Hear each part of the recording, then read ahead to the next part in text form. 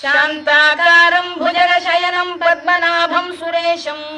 विश्वाधारं गगनसदृशं मेघवर्णं शुभांगम् लक्ष्मीकान्तं कमलनयनं योगिधृध्यानगम्यं वन्दे विष्णुं भवभयहरं सर्वलोकैकनाथम् मेघश्यामं पीतकौशेयवासं श्रीवत्साङ्कं कौस्तुभोद्भासिताङ्गम्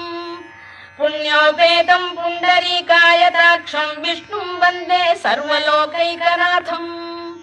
नमः समस्तभूतानामादिभूताय भूभृते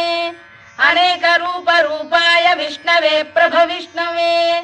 सशङ्खचक्रं सकिरीटकुण्डलं सपीतवस्त्रं सरसीरुहेक्षणं